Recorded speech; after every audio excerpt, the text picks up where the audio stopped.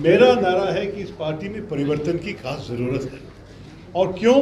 क्योंकि 2014 में और 19 में हमें 19% मिले 14 में, और उसी 19% पे हम रहे 2019 में। और मैं चाहता हूँ कि अगर हम 24 में ये जो बड़ी चुनौती है भाजपा की तरफ से, कि उसको अगर हमें निपटने हैं, तो हम मेरे ख्याल में कुछ वोटर्स को वापस ले आने हैं जो पिछले 2 बार हमसे निकले। मैं बहुत खुश हूँ ये बिहार की पवित्र भूमि में पहुँच सका, राजेंद्र बाबू का जगह, और जिस प्रदेश में इतने सारे महत्वपूर्ण चीज़ हमारे इतिहास में हुए हैं, और इस ऐतिहासिक सदाकत आश्रम में आप लोगों को मिलना मुझे अच्छा लगा। मैं हमारे जो डेलीगेट्स आए हैं उनसे मिलने जा रहा हूँ। आपको पता है चुनाव चल रहे कांग्रेस पार्टी के भीतर। 17 सोमवार को हमारे कार्यकर्ताओं, पीसीसी डेलीगेट्स जो कहा जाता है, उनको मत देने का, मतदान करने का मौका मिलेगा। और मैं हूँ यहाँ मेरे जो घोषणा पत्र के बारे में लोगों को समझाने के लिए और उनके समर्थन मांगने के लिए। मैं माफ़ कीजिए, तो मैं ज़्यादा भाषण नहीं देना चाहता हूँ क्योंकि डेलीगेट से अब तक नहीं मिले, लेकिन मैं आपसे पूछूंगा, अगर आपके मन में कोई प्रश्न है मैं जवाब देने के लिए तैयार हूँ। सिर्फ 2-3 छोटी चीज़ें बताओ, उसके बाद सर आज आप पहुंचे हैं। एक चीज़ है 2-3 छोटी चीज़ें बताओ उसके बाद। एक है कि ये चुनाव कांग्रेस को मजबूत करने के लिए वाले चुनाव है, क्योंकि हम चाहते हैं कि हम एक उदाहरण दे दें भारतीय लोकतंत्र के लिए, और दूसरे जो पार्टीज है वो भी हमसे ये देख के सीख ले कि पार्टी के अंदर भी लोकतंत्र होते हैं। हम तो लोकतंत्र के बारे में बाहर जाके लड़ते हैं, लेकिन पार्टियों के अंदर आपको पता है कि किसी को पता नहीं कैसे नेताओं को चुने जाते हैं। कांग्रेस पार्टी पहली पार्टी है जो जनता, हमारे कार्यकर्ताओं को मौका देते हैं कि आप चुन लीजिए आपके राष्ट्रीय अध्यक्ष। मेरे ख्याल में बहुत अच्छी चीज़ है, इसलिए मैं इसमें शामिल हूँ। दूसरी बात यह है कि मैं इसमें भाग ले रहा हूँ क्योंकि मेरा नारा है कि इस पार्टी में परिवर्तन की खास ज़रूरत है। और क्यों? क्योंकि 2014 में और 19 में हमें 19% मिले 14 में, और उसी 19% पे हम रहे 2019 में। और मैं चाहता हूँ कि अगर हम 24 में ये जो बड़ी चुनौती है भाजपा की तरफ से, कि उसको अगर हमें निपटने हैं, तो हम मेरे ख्याल में कुछ वोटर्स को वापस ले आने हैं जो पिछले 2 बार हमसे निकल गए थे, और शायद कोई दूसरे कारण के लिए। लेकिन हम अगर हमारी पार्टी की मजबूती दिखा सकें और हम लोगों को कह सकें कि देखिए हमारी पार्टी में नई सोच है, नई ऊर्जा है, और हम आप लोग के साथ संपर्क करके आगे जाएंगे, तो इसमें से मेरे ख्याल में एक बहुत अच्छा संदेश मिलेगा जनता को। देखिए, एक आईडी कार्ड है जिसमें सीरियल नंबर होना चाहिए, सीरियल नंबर दिखा के ही उनको वोट कर सकते हैं। लेकिन इसमें कुछ गलतियां हैं तो नेशनल देखना पड़ेगा। ये तो मेरी जिम्मेदारी नहीं है, मिस्त्री साहब और उनके ऑफिस की जिम्मेदारी है। बात यह है कि पहला लिस्ट जो हमें मिला 30 तारीख को, और सेकेंड लिस्ट जो हमें मिले, दूसरा लिस्ट जो हमें मिले, उसमें कुछ फ़र्क है। और हम पूछे हैं कि क्या हो गया, आप कैसे एडजस्ट करेंगे। पीछे लग रहा है कि कुछ प्रदेशों में कुछ क्या करूं, बदलाव हो गया है लिस्ट में, मुझे मालूम नहीं है। मैं कोई एक प्रदेश को ऐसे मैं नाम दे के किसी के खिलाफ शिकायत नहीं कर रहा हूँ, लेकिन जहाँ हमें शिकायत मिले, जैसे बिहार में 1-2 लोग कहे कि हमारे नाम थे और हमारे नाम कट गए, ये थे हमारा सीरियल नंबर, अभी अभी नहीं है नए लिस्ट में, ये सब तो हम ज़रूर पूछेंगे मिस्त्री साहब। आपके साथ बैठे महीने के इनको आपके सबसे पहले सुप्रीम का नाम नहीं सर, जैसे आपके यहाँ से दोनों कैंडिडेट के यहाँ से मुझे खबर मिली कि आप डेलीगेट हैं, आप मुझे वोट दें।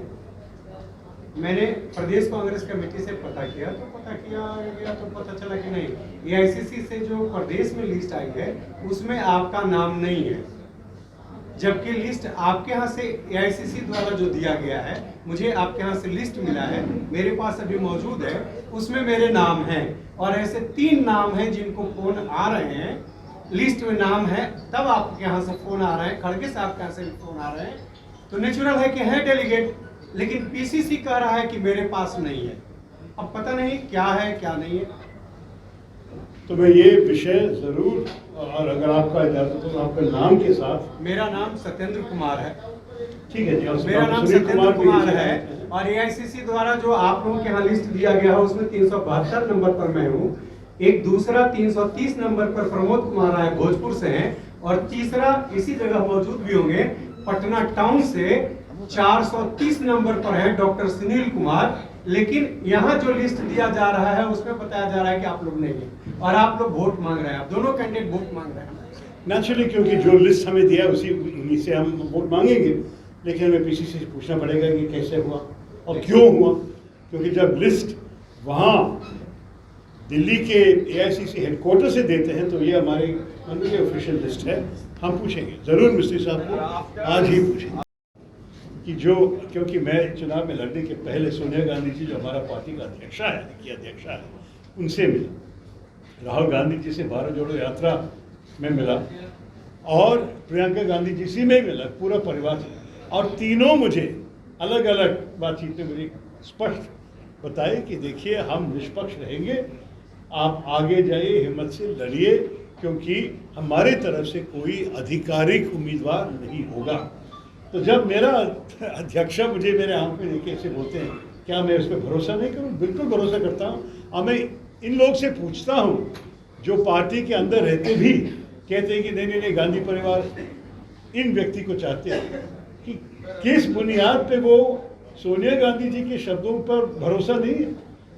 क्योंकि जब पार्टी में काम करते हैं, नेतृत्व देते हुए 25 साल बैठी है सोनिया गांधी जी, वो कहती है, और उनके नाम में मधुसूदन मिस्त्री जो हमारी चीफ इलेक्शन अथॉरिटी है वो भी ये कहा है, और उसने कहा कि अगर किसी भी ये बयान दिया कि एक आधिकारिक उम्मीदवार है, उनको गांधी परिवार हाईकमान चाहते हैं कि उनको समर्थन दे, उन्होंने कहा 2 बार ये बात सही नहीं है। तो देखिए, जब सारे लोग ऐसे कह रहे हैं, और पार्टी जो भी नियम निर्देश दिल्ली से निकाला है बहुत निष्पक्षता के बारे में ही निकाला, कहा कि कोई जनरल सेक्रेटरी, कोई सीएलपी लीडर, कोई पीसीसी चीफ, कोई भी एक उम्मीदवार के साथ नहीं रहना चाहिए, उनको समर्थन खुले नहीं देना चाहिए।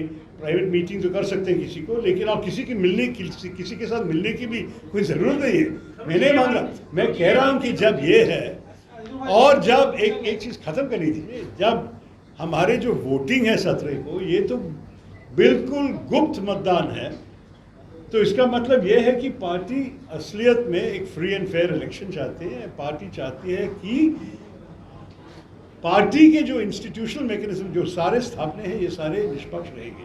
और ये गुप्त मतदान का मतलब ये काफ़ी सीरियस बात है, क्योंकि मिस्त्री जी ने, आपको शायद पता है, दिल्ली में एक प्रेस कॉन्फ्रेंस में बताया कि पहली बात है कि आपका जो बैलेट पेपर है उसमें ना नाम और निशान होगा, नीचे काउंटर फॉर्म में आप सीरियल नंबर नाम दे देंगे, ताकि उनके पास वेरिफिकेशन है कि सिर्फ जिनके पास ये हक है वोट करने को उन्हीं वोट दिया।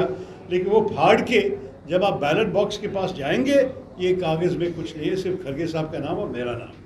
फिर आप टिक मार्क करके बैलेट बॉक्स के अंदर डालेंगे, और बैलेट बॉक्स 4 बजे को सील किया जाएगा 3 दस्तखत के साथ, और ये बैलेट बॉक्स दिल्ली में खोलेंगे उम्मीदवारों के एजेंट के सामने 19 तारीख सुबह को, और खोलने के बाद सारे वोट्स को इकट्ठे करके मिले जुले वोट करने के बाद ही गिनती करेंगे, ताकि ना किसी को मालूम होगा किसने किसको वोट किया, लेकिन आपको ये भी नहीं मालूम हो सकता है कि किस प्रदेश से किसको ज़्यादा वोट मिले। तो ये गुप्त मतदान के साथ मेरे ख्याल में ये फ्री एंड फेयर इलेक्शन चुनाव हो सकते हैं। मैं लोगों से कहता हूँ, मेरे पार्टी को, जहाँ मुझे मालूम है कि कुछ प्रदेशों में कुछ नेताओं ने शायद कुछ निर्देश देने की कोशिश की है कोई मतदान को, और वो शायद एक ज़रा भय से मुझे पूछा कि क्या होगा हमें अगर हम उनका निर्देश नहीं सुना।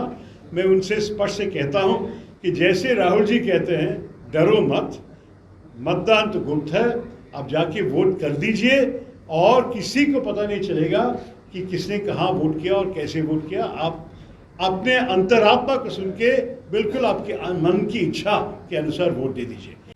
सिर्फ खबर दिखाना देशवा न्यूज का मकसद नहीं।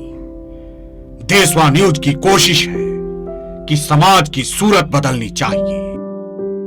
देशवा न्यूज पर वीडियो देखने के लिए लाइक करें, सब्सक्राइब करें, साथ ही बेल आइकन दबाना न भूलें।